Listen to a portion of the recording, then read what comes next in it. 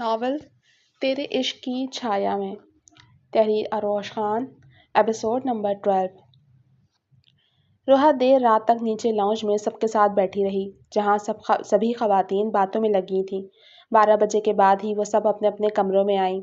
آسماں تائی نے 1-2 بار اسے پہلے بھی کمرے میں جانے کو کہا، مگر وہ تھوڑی دیر میں جانے کا کہہ دیتی۔ وہ دانستہ کترا رہی تھی، اس امید میں کہ اس کے جانے سے قبل ہی زرغام سو چکا ہوگا۔ وہ کمرے کے دروازے پر آئی تو ایک دم جھجک کر رک گئی۔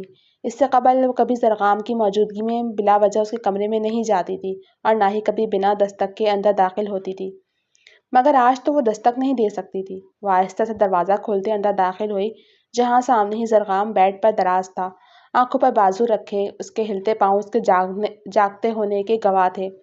وہ یقیناً اس کی آمد کا منتظر تھا۔ وہ گہرا سانس لیتی دروازہ بند کر کے پلٹی اور کچھ دیر پرسوچ نظروں سے کمرے میں نظریں دوڑانے لگی۔ جب زرغام نے آنکھوں پر سے بازو ہٹا کر اس کی جانب دیکھا، روحا تو اس کی جانب دیکھ بھی نہیں پائی تھی، کیونکہ اس کی آنکھوں کی سرخی دیکھ روحا نہ جانے کیوں اسے نظریں چرانے لگی تھی۔ کیا رات وہیں دروازے کے پاس گزارنی ہے؟ زرغام نے سنجیدگی سے سوال کیا تو وہ سر نفی میں ہلاتے کچھ قدم آگے آئی۔ وہ عجیب کشمکش کا شکار ہوئی تھی۔ کمرے میں موجود شخص اس کا سب سے گہرا دوست اور اب اس کا شوہر تھا، مگر اس وقت اسے ایسا محسوس ہو رہا تھا کہ اسے کسی انجان شخص کے ساتھ اس کمرے میں بند کر دیا گیا تھا۔ اب کیا کرنا ہے؟ صوفہ کھیلنا ہے یا پھر مجھ پر اعتبار کر کے بیڈ پر سونا ہے؟ زرغام نے گمبھیر سنجیدگی کے ساتھ اس سے استفسار کیا تو وہ لب کچل کر رہ گئی۔ وہ سمجھ نہیں پا رہی تھی کہ کیا کہے اور کیا کرے۔ ایسا نہیں تھا کہ وہ زرغام پر اعتبار نہیں کرتی تھی۔ نشے کی حالت میں اس نے جو کیا تھا، اس کے بعد سے کبھی اس نے روحا کو نظر بھر کر دیکھا تک نہیں تھا۔ یہ بس اس کا اپنا دماغ تھا جو الجھا ہوا تھا، اور اسی الجھن نے وہ اس سے کتراتی پھر رہی تھی۔ اس کے اس گریز کو زرغام نے بے اعتباری کے زمرے میں ہی لیا تھا۔ لک روحا، اب سارا سچ کھل چکا ہے، تو میں مزید اپنے کردار کی صفائیاں نہیں دوں گا۔ اس سے قبل تمہیں دیتا رہا تھا، کیونکہ تم اہم تھی میرے لیے۔ اب تم میرے نکاح میں ہو، فارمیلٹی ہی صحیح پر ہم ایک کپل ہیں۔ زرغام نے اٹھ کر بیٹھتے کڑی نظروں سے اسے دیکھتے ہوئے کہا، اور کپل کا نام سن کر روحا کی آنکھیں حیرت سے واہ ہوئیں۔ اس کی آنکھوں کی حیرت اور چہرے کی الجھن نے زرغام کا دماغ گھمایا۔ میں تم سے کوئی ایموشنل یا فزیکل ڈیمانڈ نہیں کر رہا جو تم مجھے یوں آنکھیں پھاڑ کر دیکھ رہی ہو۔ وہ ایک دم چڑھ گیا اور اس کے اتنے بولڈ انداز میں بات کہنے پر روحا بھی ساختہ نظریں چرانے لگی۔ وہ تو اپنے لفظوں کے معاملے میں بہت محتاط ہوا کرتا تھا۔ زرغام کو بھی اپنے رد عمل کا احساس ہوا تو وہ پیشانی مسلتا گویا ہوا، میں بس یہ کہہ رہا ہوں کہ مجھ پر بھروسہ کرو اور بیڈ پر آ جاؤ۔ میری وجہ سے کوئی پریشانی نہیں ہوگی، آئی پرامس۔ اب کی بار وہ کچھ نرم پڑا تو روحا نے بھی لب کچلتے بیڈ کی جانب دیکھا۔ بیڈ کافی بڑا تھا اور وہ اس سے مناسب فاصلے پر سو سکتی تھی، مگر کیا اسے ایسا کرنا چاہیے، جبکہ وہ اچھے سے جانتی تھی کہ زرغام اور اس کے رشتے کا کوئی مستقبل نہیں؟ یہی سوچتے اس نے ایک نگاہ صوفے کی جانب دیکھا۔ اس کی نظروں کے سفر پر زرغام کے ماتھے پر بل گہرے ہوئے تو وہ ایک جھٹکے سے اپنا تکیہ اٹھاتا بیڈ سے اٹھا اور صوفے پر رکھتا لیٹ گیا۔ روحا تو نہ سمجھی سے اسے بس دیکھتی ہی رہی۔ اس کے اس شدید رد عمل کی وجہ روحا کی سمجھ سے بالاتر تھی۔ یہ سب تو اس کے لیے غیر متوقع ہی تھا۔ وہ دونوں اس غیر متوقع صورتحال میں ایک دوسرے کو شاید سمجھ نہیں پا رہے تھے۔ آپ، اس نے کچھ کہنے کے لیے منہ کھولا ہی تھا جب زرغام کی آواز نے اس کی بات دبا دی۔ چینج کر کے لائٹ آف کر دینا، وہ کھڑے اکھڑے لہجے میں بولا تو روحا نے بھی بنا توقف کیے لائٹ آف کر کے نائٹ بلب آن کر دیا۔ وہ نہیں چاہتی تھی کہ اس کے چہرے کی الجھن زرغام پرکھ پائے۔ آپ بیڈ پر، روحا نے ایک اور کوشش کرنا چاہی، مگر اس کے الفاظ اس کا ساتھ ٹھیک سے نہیں دے پا رہے تھے۔ روحا، مجھے نیند آ رہی ہے، بہتر ہے بات بڑھانے کے بجائے چپ کر کے مجھے سونے دو۔ اس نے برہمی سے لبریز آواز میں نہایت بے مروتی سے اسے جھڑک دیا اور سر کے نیچے سے تکیہ نکال کر منہ پر رکھتے گویا مقابل کو شٹ اپ کال دی۔ روحا کچھ دیر لب کچلتی انگلیاں مروڑتی وہیں کھڑی رہی اور پھر بنا شور پیدا کیے چینج کر کے بیڈ پر آئی، جہاں ایک اور امتحان اس کا منتظر تھا۔ بیڈ پر کچھ دیر قبل زرغام کی موجودگی کے باعث اس کے پرفیوم کی خوشبو روحا کو غیر آرام دہ کر رہی تھی۔ وہ بڑی مشکل سے ایک ہفتے میں اس کمرے کی کچھ عادی ہوئی تھی، اور زرغام کی یوں اچانک آمد نے اسے پھر سے وہیں لا کھڑا کیا تھا جہاں وہ پہلی بار اس کمرے میں آئی تھی۔ رات بھر کروٹیں بدلتی وہ بے آرام رہی تو دوسری جانب صوفے پر لیٹا زرغام بھی رات بھر نیند کی آمد کا منتظر رہا، جو آئی تو صحیح مگر بہت انتظار کے بعد۔ صبح ناشتے کے بعد وہ کسی کام سے نکل گیا، اس کی واپسی لنچ کے بعد ہوئی تھی۔ وہ آیا تو سب سے سلام دعا کرتا اپنے کمرے میں جانے لگا۔ جب قاسم خان نے اسے بیٹھ کر بات کرنے کو کہا ان کے بلاوے پر شازیہ اور احتشام بھی وہاں آ گئے۔ روحا اور فروہ کچن میں کھڑی شام میں ہونے والی باربیکیو کی تیاری کر رہی تھیں، جس کا پلان سفیان اور احتشام نے ہی بنایا تھا۔ جی کہیں بھائی صاحب، شازیہ نے ایک نظر بیٹے کو دے کر قاسم خان سے کہا۔ شازیہ بہن، زرقام اور روحا کے ولیمے کے بارے میں کیا سوچا ہے آپ نے؟ میری واپسی میں 2 ہفتے ہی بچے ہیں۔ قاسم خان کے سوال پر زرقام اور شازیہ میں نظروں کا تبادلہ ہوا۔ اندر کام کرتی روحا نے بھی رک کر اپنی گردن باہر کی جانب موڑ کر گویا بات سننے کی کوشش کی۔ اب یہ بیٹھے بٹھائے کون سا نیا پنگا ہونے والا تھا؟ وہ حد درجے بیزار ہوئی۔ جی بھائی صاحب، ولیمہ تو… شازیہ کہتے کہتے خاموش ہو گئیں۔ انہیں سمجھ نہیں آئی کہ کیا کہیں۔ ولیمہ تو کیا؟ ابھی ولیمہ ہونا تو باقی ہے۔ قاسم نے یہی کہا تھا کہ نکاح آپ کی صحت خراب ہونے کے باعث کرنا پڑا ہے، مگر ولیمہ ان کے آنے پر ہی ہوگا۔ اب 7 سمندر پار آنا اتنا آسان تو نہیں ہوتا کہ کچھ عرصے بعد پھر آ جائیں گے۔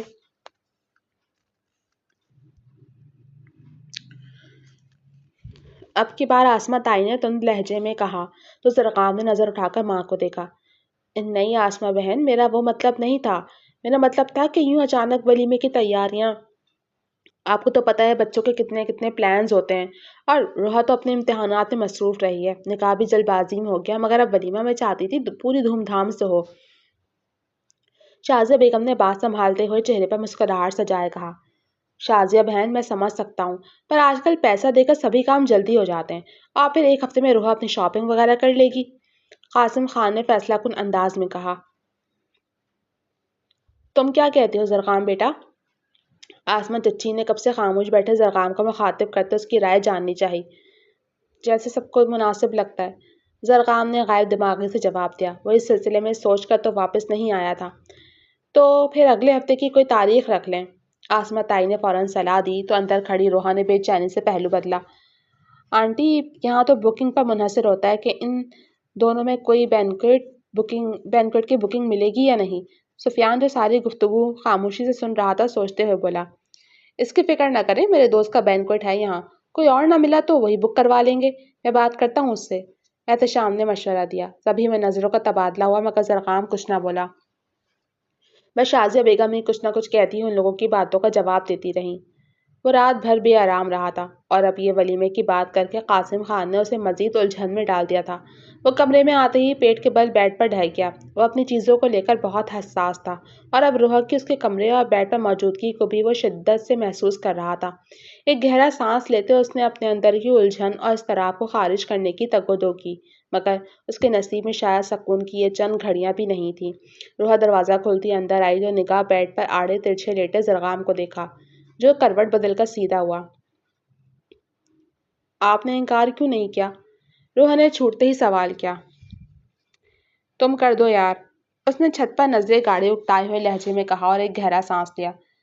میں نے جب کیا تھا تب آپ نے نہیں سنی، اب یہ سب آپ کو بھگتنا ہے۔ روحا نے چند قدم بیڈ کی جانب بڑھا کر کہا تو زرقام نے چھت سے نظریں ہٹا کر لیٹے لیٹے نگاہ ترچھی کر کے اسے دیکھا۔ میں کہہ رہی ہوں مجھ سے یہ ڈرامہ مزید نہیں ہوتا۔ کوئی جواب نہ پا کر روحا دبے دبے لہجے میں غورائی۔ زرقام بنا کچھ بولے پرسوچ نظروں سے روحا کو دیکھنے لگا، جو اس وقت سینے پر ہاتھ باندھے اسے غصے سے گھور رہی تھی۔ وہ سمجھ نہیں پا رہا تھا کہ اس نے اس سے کون سا بیر پال لیا تھا۔ میں آپ سے بات کر رہی ہوں، روحا نے اسے خاموشی سے اپنی جانب دیکھتے پا کر مخاطب کیا۔ تو مت کرو، جس چیز کا کوئی حل نہیں ہے میرے پاس، اس کے لیے مجھ سے مت الجھو۔ زرقام نے اٹھ کر بیٹھتے ہوئے منت آمیز لہجے میں کہا تو روحا نے اپنی نظریں اس پر سے ہٹائیں۔ تو میں کیا کروں؟ اس رشتے سے نکلنے کا یہ آخری راستہ بھی بند کر دوں؟ آج دھوم دھام سے ولیمہ کر لیتے ہیں، اور کل کو جب آپ مجھے ڈائیورس دیں گے تو کیا کہیں گے سب سے؟ اگر میں یہاں اس کمرے میں نہیں آتی تو حالات الگ ہوتے۔ وہ نم لہجے میں بے بسی سے کہتی پیچھے صوفے پر بیٹھ گئی۔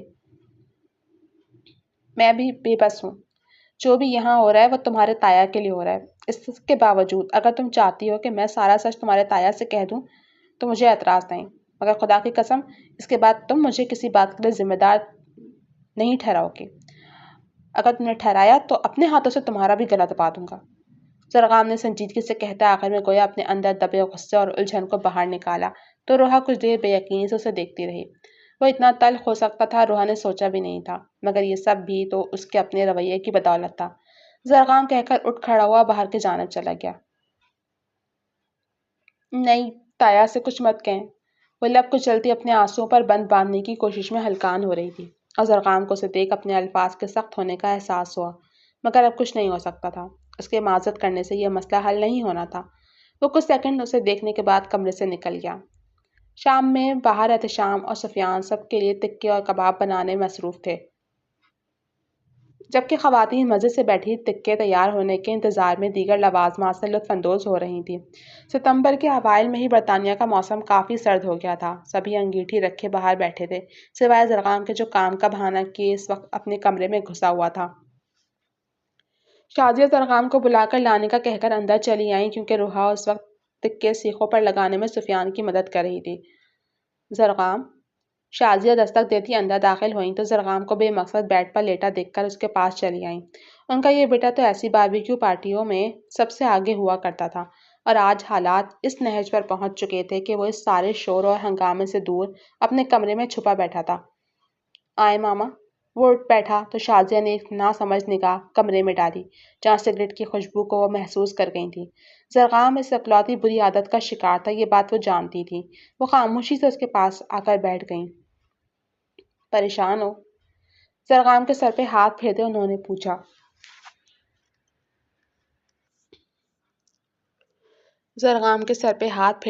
پوچھا۔ نہیں، بس تھک گیا ہوں، اس نے ان کی گود میں سر رکھتے ہوئے کہا۔ ماہی سے بات نہیں ہوئی اور ان حالات میں ہونی بھی نہیں چاہیے، زرغام نے ماں کی بات مکمل ہونے سے قبل جواباً عام سے لہجے میں کہا۔ بیٹا میں جانتی ہوں تم محبت کرتے ہو اس سے۔ شازیہ کی بات پر وہ بس نظریں اٹھائے اسے دیکھے گیا۔ محبت بنا اعتبار کے کسی لائق نہیں ہوتی ماما، اور اس نے اعتبار نہیں کیا مجھ پر، زرغام نے آنکھیں موندتے ہوئے آنچ زدہ لہجے میں کہا۔ غصے میں ہے، وہ مان جائے گی، انہوں نے اسے تسلی دی۔ اور روحا، وہ کبھی مانے گی؟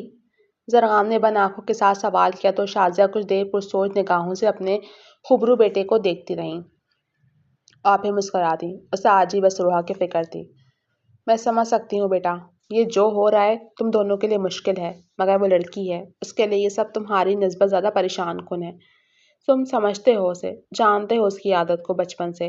آج تک ہم نے اسے اونچی آواز میں کچھ نہیں کہا اور نہ کچھ اس کی مرضی کے بغیر ہوا ہے۔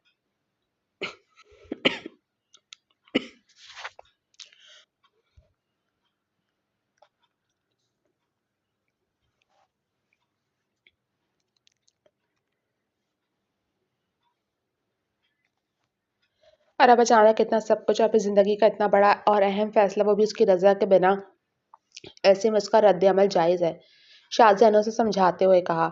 جی ماما، میں سمجھتا ہوں، اسی لیے چپ چاپ اس کے غصے کو جھیل جاتا ہوں، مگر اس کی آنکھوں کی بے اعتباری اور اس کا میرے سامنے گھبرانا اور کترانا مجھے اپنی نظروں میں گرا دیتا ہے۔ میں کوئی بد کردار انسان تو نہیں ہوں ماما کہ کوئی لڑکی میری موجودگی سے گھبرائے، مجھ پر اعتبار نہ کرے۔ یہ کہاں کا انصاف ہے؟ وہ کہتے کہتے آخر میں شکوہ کر گیا۔ نہیں میرے بچے، ایسا نہیں ہے، روحا بھی ایسے نہیں سوچتی، تم پریشان مت ہو، انہوں نے زرغام کو تسلی دیتے ہوئے پر یقین لہجے میں کہا۔ مگر زرغام، جو اس بات کا یقین نہیں تھا، پہلے نہیں سوچتی ہوگی ماما، مگر یہ جو رشتہ بن گیا ہے ہمارے درمیان، اس کے بعد سے اسے لگتا ہے کہ میری نیت، میرے ارادے سب بدل گئے، جبکہ ایسا نہیں ہے ماما، آپ جانتی ہیں مجھے۔ ہاں میں جانتی ہوں میرے بچے، اور وہ کچھ کہتے کہتے چپ ہو گئیں۔ اور کیا ماما؟ زرغام نے استفہامیہ نظروں سے دیکھا۔ نہیں کچھ نہیں، خیر باہر آ جاؤ، سب پوچھ رہے ہیں تمہارا۔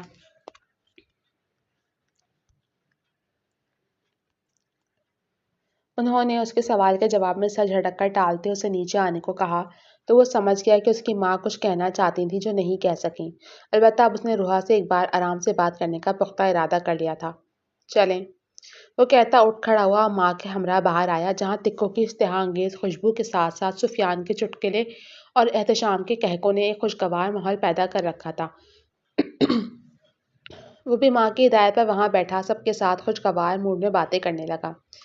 ایک ٹینشن سے بھرے دن کا خوشگوار اختتام ان سب کے موڈ پر کچھ مثبت اثرات مرتب کرتا نئے دن کے استقبال کی تیاریاں کرنے لگا۔ رات کو 12 بجے کے قریب وہ دونوں ایک ساتھ کمرے میں آئے تھے کیونکہ سبھی نے اس وقت آرام کے لیے اپنے اپنے کمروں کا رخ کیا تھا۔ صبح انہیں ولیمے کی شاپنگ کا باقاعدہ آغاز کرنا تھا۔ روحا، 1 منٹ، وہ کپڑے بدلنے کی نیت سے ڈریسنگ روم کی جانب بڑھی تھی جب زرغام نے اسے پکارا۔ جی؟ روحا نے سادگی سے استفسار کیا۔ وہ پورا دن زرغام کو سنجیدہ دیکھ چکی تھی، وہ شخص جو اپنے تاثرات کو چھپانے میں مہارت رکھتا تھا، مگر روحا پھر بھی اس شخص کے بدلتے رویوں کو پرکھ لیا کرتی تھی، اور اس نے اس کے ساتھ اپنا رویہ کچھ نرم کرنے کا ارادہ کر لیا تھا، جس میں بہت حد تک اس کی دوست سیم کا کردار تھا۔ وہ احسن اور سفیان کے کہنے پر اسے سمجھاتی رہی تھی کہ زرغام بھی تو وہ اسی کی تنہا حالات کا شکار تھا، یا شاید اس سے زیادہ ہی، اور بالآخر اس نے زرغام کی بات تسلی سے سننے کا ارادہ کر لیا تھا۔ 2 منٹ سب فراموش کر کے میری بات سن لو۔ ہمارے درمیان جو کچھ ہوا جو رشتہ نہ چاہتے ہوئے بن گیا، اسے فراموش کر کے پلیز پہلے کے جیسے ایک اچھے دوست کی طرح میری بات سن لو۔ زرغام نے اسے دیکھتے منت آمیز انداز میں کہا تو روحا نے سر ہلاتے اپنی رضامندی دے دی، جس پر زرغام نے ایک پرسکون سانس خارج کی۔ شاید اب وہ اسے سمجھے اور ان کے درمیان کی ٹینشن کچھ کم ہو سکے، اور جو بے سکونی ان دونوں کی زندگیوں میں در آئی تھی وہ کم ہو سکے۔ اب وہ دونوں آمنے سامنے صوفے پر بیٹھ گئے۔ جی کہیے، روحا نے اس کو دیکھتے ٹھہرے ہوئے لہجے میں کہا۔ جی تو فرینڈس، اب تک کے صرف اتنا ہی۔ کیسی لگی آپ کو یہ ایپیسوڈ؟ امیدیں پسند آئی ہوگی۔ کیا لگتا ہے کہ کیا ہونے والا ہے؟ اور معذرت، تھوڑا سا گلا خراب ہو گیا تھا، اس وجہ سے آپ لوگوں کو تھوڑا سننے میں مسئلہ ہوا ہوگا۔ اور اللہ اپنی دعا میں یاد رکھیے گا۔ مجھے دیجیے اجازت اب۔ اگر آپ لوگ چینل پہ نئے ہیں تو سبسکرائب کر کے ویڈیو کو لائک کر دیں اور بیل نوٹیفیکیشن کو بھی پریس کر دیں۔ جلد حاضر ہوں گے اگلے قسط کو لے کر، تب تک کے لیے ٹیک کیئر، بائے بائے، اللہ حافظ۔